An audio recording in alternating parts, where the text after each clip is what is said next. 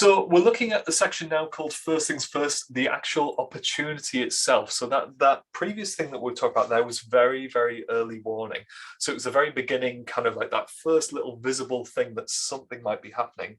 Now we're actually talking about something that is a proper live opportunity. And I'm using the word opportunity because this is where it seems to have developed into the kind of the language within the kind of public sector. And even actually, again, kind of contracts finder itself, using that as the example here, talks about the opportunity there. So again, previously you can see we ticked the other two boxes. Now we're looking at opportunity, something that you can bid for. And just a little kind of call out then, I didn't mention this earlier. If you look on the top left hand side of the screen, we've got there the kind of finder, tender and contracts finder. Whilst that's extremely kind of, well, there's a lot of complexity that goes on underneath the waterline for that. Essentially, finder tender is for high value stuff, the stuff that used to go out to the OJU, kind of the European kind of EU sort of kind of network for kind of competitions whilst we were part of the EU. Contracts finder tends to be for the lower value stuff. Okay, that's the big handful expression for what those two things are. And I'm sure kind of Joe will be able to signpost you towards some more information around those kind of things coming up.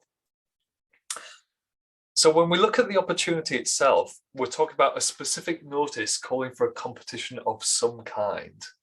Okay, so things start to get a bit more specific at this point. This is firm, not speculative, usually with agreed budget available. So the contracting authority will have had some money signed off to do this, or it's very, very highly likely that there will. Occasionally there won't be. They won't have everything kind of lined up, but most of the time it will be. The idea that you're not really supposed to be doing kind of speculative fishing expeditions, as they were often described. So by the time it gets to this opportunity stage, you've got a pretty good chance that it should be going ahead. Now, obviously, situations change. I mean, if you think of everything that's happened over the last 2 years with Brexit, COVID, all those kind of supply chain disruptions, actually kind of, you can imagine plans do change. But what I would say is, you know, if you've actually got a proper opportunity out there, there's a very good chance that that's going to go through to kind of completion. So firm, not speculative, usually agreed budget available. And what this is this is the announcement to the whole marketplace that actually they're going to go ahead and do this. So it's just saying, right, you know, kind of, we did some over here, we did some kind of warm up of the marketplace, we did a pin, we did a supplier day, you know, we did some kind of things around there. Now we've actually kind of listened to what you said, we brought that all together. Now we're actually going to do the kind of the opportunity. Okay, so now it's your option, kind of, in your chance to actually bid for this thing, whatever this thing is. It's required to be very specific. And I'll give you again another kind of pseudo example of this in the next slide, as we did for the previous one. What this is going to kind of show again is just something which hopefully will give you a kind of a feeling for kind of what these kind of can look like. So again, we're going for kind of an opportunity here, and we're going for the kind of we're searching for the words of the Yorkshire Council, the mythical Yorkshire Council. And even though I put all locations, obviously I was doing that, I'd probably do a region of Yorkshire maybe, but this is what I've chosen for today's example. So Yorkshire Council Transport Scoping Tender. This tender relates to the development of a transport scoping report for the Yorkshire Council. It will be a two-stage assessment in parallel with the local plan update. It will also provide a key piece of support to the Yorkshire Council's local plan update, etc., etc., etc. So you can see how that would kind of go on. That's just a kind of short episode I've taken this. It's an open opportunity. It closes on the 25th of March 2022 at 12 p.m. Its contract location is England. The contract value is 145k, and the publication date is 28th of February 2022. Okay, so again, guys, this is just a made-up example to give you an idea of kind of something that you could kind of see. Okay, so and now, as I mentioned before, you're going to have some more sort of specific things here. So again, this is just, I've played around with these kind of things to give you an illustrative kind of example. So the kind of things you're going to see now is you're going to see kind of categories of spend. So these will either be SIC code, the standard industry codes, or sometimes there can be kind of just descriptions of what these might be. But ultimately, it's going to be, in this case, business and management consultancy and related services, miscellaneous business and business related services. So you'll see different kind of codes in there. So that categories of spend, how does this line up with the categorization of your own kind of business when you originally set yourselves up? You're going to have a location, as we've talked about before. Very, very kind of important to have a location. Often these things kind of can be national. If you imagine an organization like DEFRA, who I worked for kind of 2.5 years, DEFRA, we would sometimes do some very, very specific local or regional kind of things if it was to do with environmental work. Or if it was to do with, let's say, the refurbishment of an office or an FM provider, facilities management provider service to a particular office, versus a national FM provider for all of the DEFRA offices. Or, for example, an environmental air quality monitoring system for the entire country. So again, look at what these things are and kind of, the description should help you, but the location of the contract is a starting point for understanding that. Next thing is the value. Again, we'll come back to this in a moment, but again, this idea of what does that value mean? That should be the overall through life value of the contract. So that should be the kind of totality here. And I'll come back to that in a moment about kind of, how these kind of things break down. It will be the kind of totality of the kind of contract value. Then you have some kind of key dates here. So when we talk about key dates, we're looking at kind of like publish date, closing time, contract start date, contract end date. And again, when we talk about clues, folks, and we talk about kind of everything being there for what you kind of can see, it's pretty clear that actually kind of what that kind of time scale is. And again, within the actual contract documents themselves, within the tender documents, often this is drawn out as like a table is very common. With these kind of things in it, sometimes they'll draw out a timeline or a Gantt chart or something like that, depending on what it is that you're actually kind of would potentially be bidding for. And what I would say here, and we'll talk about kind of go, no go in a second, is you can start to get a feel for whether this is something that the organisation, the contracting authority, just needs to get done, whether it needs to be done urgently, whether it needs to be done before the end of their financial year or the quarter or whatever it is. Try and get an idea of that. But also, how long is the contract actually going to run for? Is this a contract that's going to run for years? Is it a contract in this case that's going to run for a few months? What's the kind of time scale? What are you actually committing to here? What would you be committing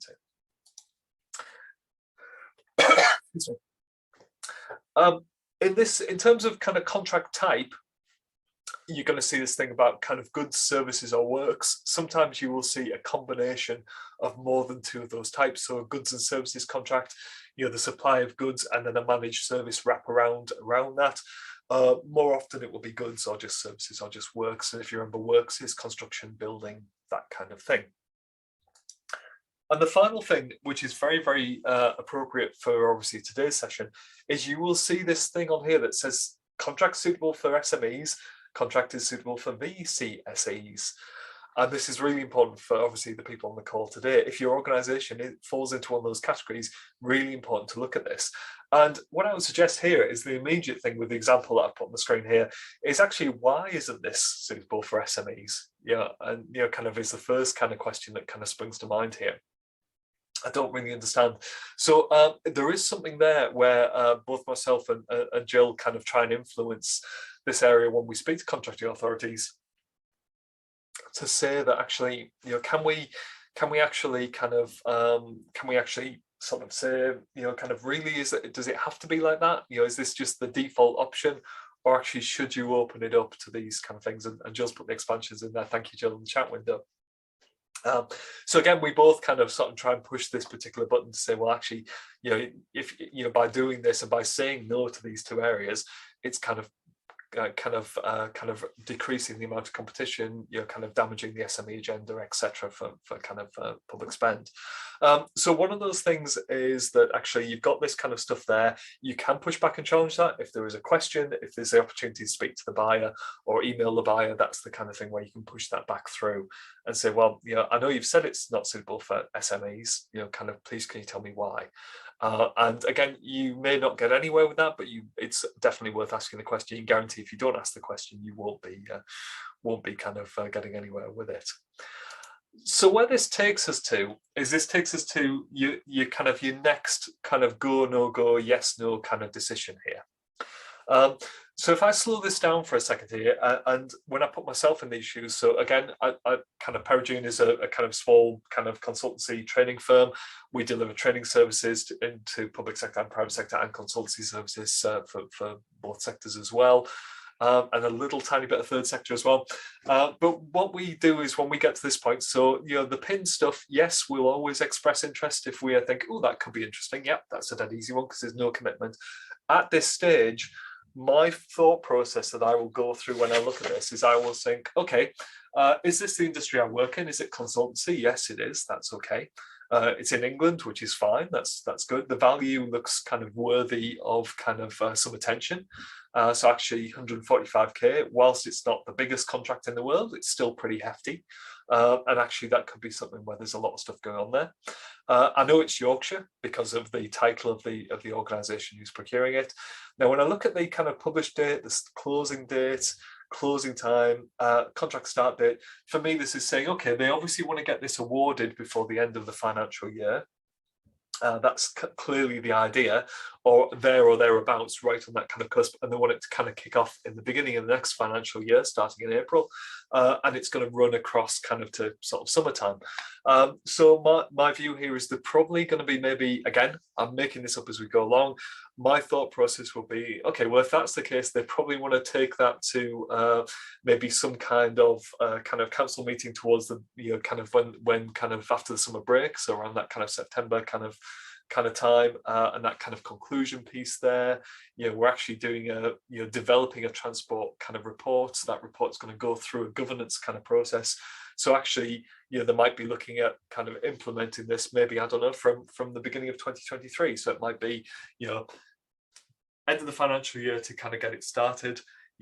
First portion of the year to actually write the report. It then goes through some kind of governance thing. Then it'll probably happen over the next 6 to 12 months, maybe, depending on the nature of the work here. So you can kind of work out in your own mind fairly quickly, just from looking at the summary, whether this is something that's going to be doable. So, for example, if I think, well, actually, because I'm a kind of a lazy consultant and I quite like to take the entire summer off, actually, I don't intend to be working during kind of May, June or July this year because I'm going to be sunning myself on the beach somewhere. Actually, there is very little point in me bidding for this contract because that's when the work needs to be done. Now, clearly, I obviously don't take 3 months off during the summer. But, if, for example, a more kind of normal example for that would be that, let's say you have a large amount of work on, you have very limited resource, you have limited capacity within your teams, and actually it might be you have a big order if it's for a physical thing that you already have your production line set up, and it might be that you have to put on an additional production line to make something in that period. Then you might think, well, actually, that's going to be a whole load of hassle. It's going to be a whole load of kind of cost driver for me. And therefore, actually, does that mean that there is things there that are going to cause me a problem? And if that is the case, am I potentially going to be kind of not having enough kind of potential profit margin there to make this worthwhile? So you can do the yes/no decision here. And what I would suggest is, again, I've made loads of assumptions there based on just that very, very limited amount of information. If you even are slightly interested and you think there could be something there, then yes, you can register interest. There is still no commitment for you to actually submit a bid at this stage. So you can register interest. And what that will do is that will be click on the link, follow the link, access the portal, and then actually kind of there will be something there again. There'll be usually another kind of button or something where you have to say, I kind of register interest in this. And when you've clicked that, that will give you access to the tender documents. If we include kind of, if we just talk about that kind of that expression, those kind of words, that will give you access to those tender documents. But you actually have to click through and get them and download them. They don't get sent to you. It just gives you the ability to access them, and obviously then your name goes, or your company name then goes on that list of people who are potentially interested in bidding. If you don't click on the link, if you don't kind of submit or register any kind of interest, you won't hear anything else about that. Okay, that's just the way it is. You won't hear anything else, and that will go and disappear. What you'll find is if you do register interest and then you decide later on down the line you don't want to bid, that's absolutely fine, and we'll come back to that in a moment. But actually, if you want to read the documents and think, oh, well, they're saying contract end date 30th September, I'm not sure if that's kind of like, if that's set in stone, if that's, kind of really firm, if that's just indicative. I'll have to read to find out what I'm expected to be doing during that time. And it might be when you look at it, you're kind of, it might be that actually kind of the idea is that you do most of the work during April, May, and then actually the rest of that time might be just for consultancy with key stakeholders and board meetings and stuff like that. So it might be that you have to do all your work in that front-loaded kind of 2 months. And again, you wouldn't know that until you actually download the documentation. So for me, for the example there for the conversation today, I've made loads and loads of assumptions, but actually you wouldn't know the real kind of detail until you download that, and you can't download it without registering interest. But again, that doesn't commit you to anything. So if you're even slightly curious and you think, oh, this could be some work here, that sounds about in the right area, register interest, download the pack, have a look at it. Okay, you've got to physically do that yourself. It won't kind of come to you. You have to click through the links, register interest, download the pack. You can usually do a bulk download from most of those kind of e-tendering systems. Okay, so that's where we are at this stage. Does anybody have any questions that they want to jump in? I'll have a look on the kind of chat window. So there's nothing on the chat window. I was actually going to ask you a question, if I may, Mike. Certainly, yeah, jump in. So when a business is expressing interest, am I right in thinking that that is anonymous to the contracting authority? So they can't see that you've expressed interest as they can see someone has, but not necessarily you. Is that right? So that's a really, really good question. So the answer is it depends how they're set up. So some organizations are set up so that everything is anonymous. So you know, it totally anonymizes bids, people who've expressed interest, that kind of thing. And my experience with this is that local councils, that kind of work, tend to go for that more anonymized kind of setup.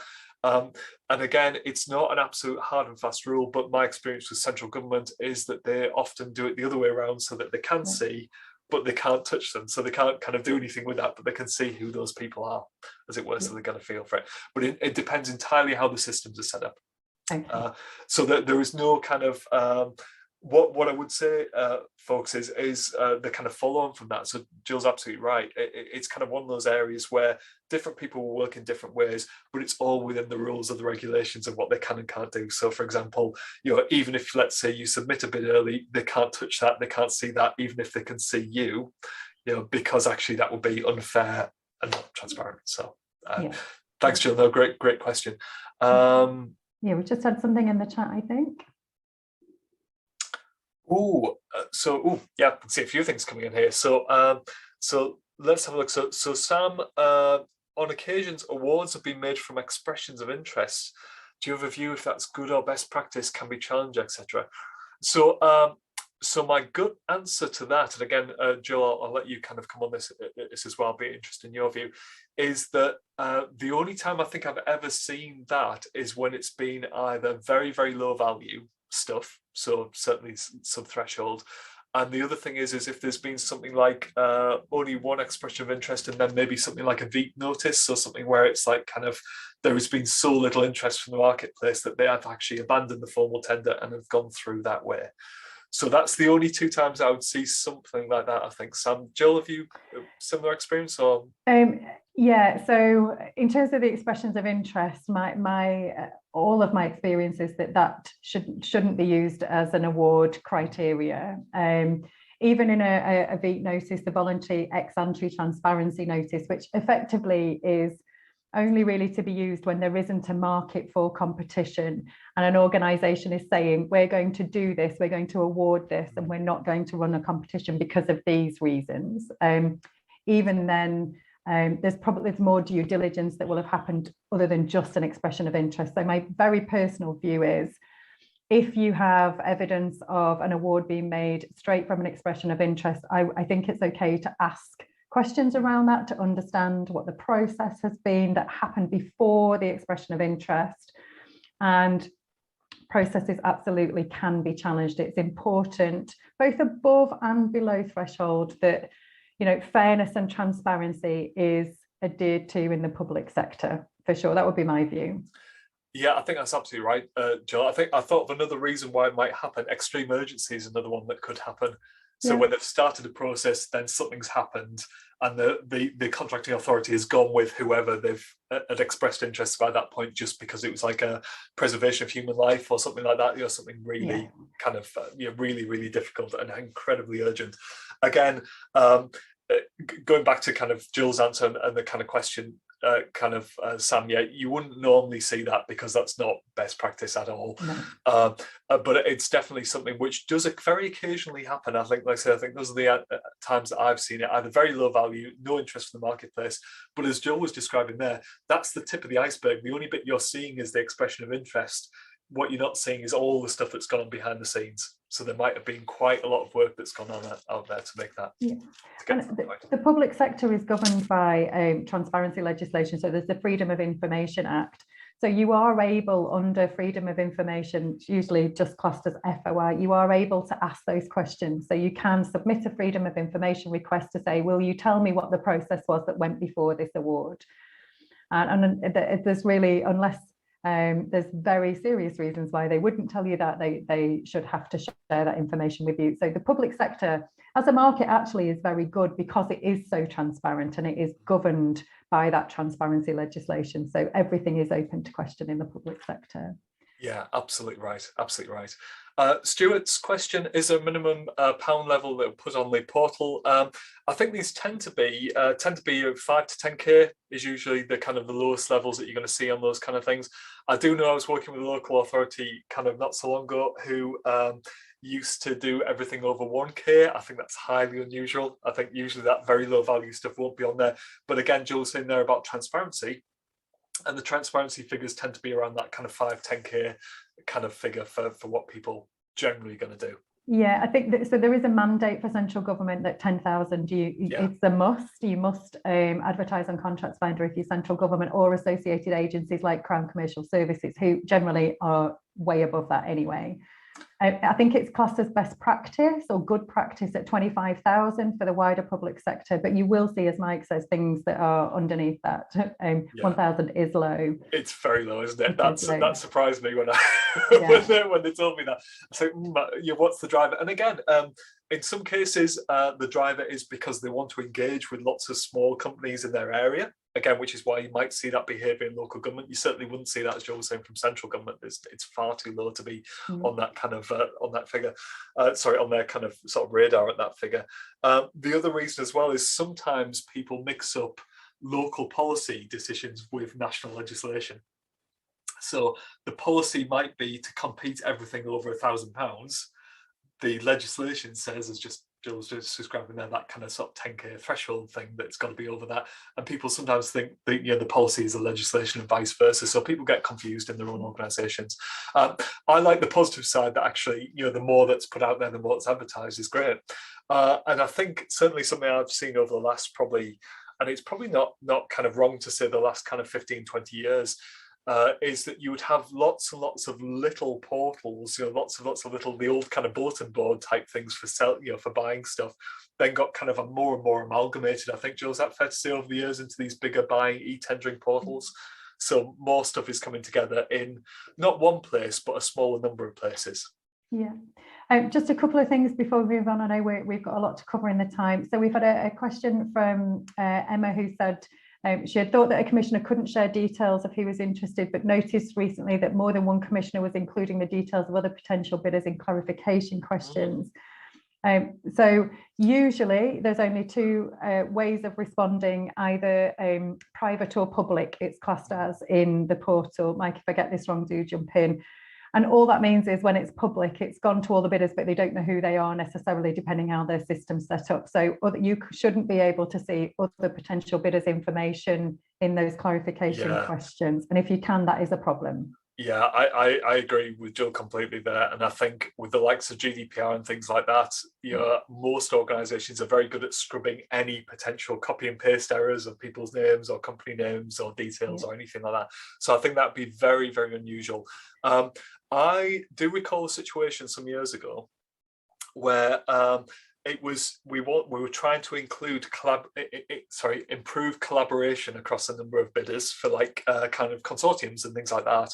And we actually wrote out to every bidder and said, can we share your details with the other potential bidders? Right. And we wrote that individually and then circulated that list amongst, because we wanted them to work together. That's the only time I can think that that's happened with permission. Yeah. Other than that, my gut feel is it's likely to be a copy and paste error or somebody who doesn't realise they shouldn't be showing and that shouldn't happen, no. And the only other thing I think to mention is every organisation has what's called contract procedure rules. So that whole notion of where are they advertising, when are they advertising? So each organisation up to the threshold of where you have to advertise because it's covered by the public procurement regulations. It really is up to you as an organisation in the public sector, but you must be transparent about that. So if it's up to 5,000, you're going to get 3 quotes. You must say where you're going to ask for those 3 quotes from if you're going to compete for them, if you're going to put them on your website, if you're going to put them on Contracts Finder, you write those things down. So if you want to go and work for a specific local authority, have a look at what their contract procedure rules are, because it will tell you how they advertise their opportunities below the threshold. Absolutely. Thanks, Jill. I've just noticed we've got one last question from John, which I'm just going to kind of pick on very briefly, and then we'll move on. So John's asked a question about framework agreements. So yeah, so this is assuming kind of everything I've talked about so far is just assuming contracts. You might get a question around, sorry, you might get a question, excuse me. You might get an opportunity to bid for a framework agreement. So a framework agreement is like it is a kind of, it's not a contract, it's an agreement. We're very clear with that. There is no kind of compulsion to spend through the kind of framework agreement, but what they're doing is they're ticking, just like Jill was saying there, all those regulatory legislation boxes to basically say, we're going to select people who are going to be on this framework. And I'm going to overly simplify this for the sake of the question. And then just as John was describing there, any opportunities that are placed through that framework can be done in a very small, quick decision kind of way. But obviously, if you're not on that framework, you're not included in that competition. So if you see opportunities come up for frameworks to be on a framework, there is no guarantee of work through that, but effectively, if there is work placed in the future through that, you have to be in it to win it. So you've got to get on the framework first to then have access to that work. And again, Paragean are part of the kind of ESPO framework. We don't get a huge amount of work through it, but we're on it, and it means that it gives people a compliant route to market if they want to use us, basically. So yeah, absolutely. And the kind of the question for me when I was doing that is it took an awful lot of effort to get on that framework in terms of hours to get the bid right. And I knew that there wasn't potentially not going to get any work back from it because it's a framework, not a contract. So really understand the difference between those when you're making your decisions whether you're going to bid or not. But that's a great question. Okay, good stuff. Should we move on, John? Yep. Okay. Right.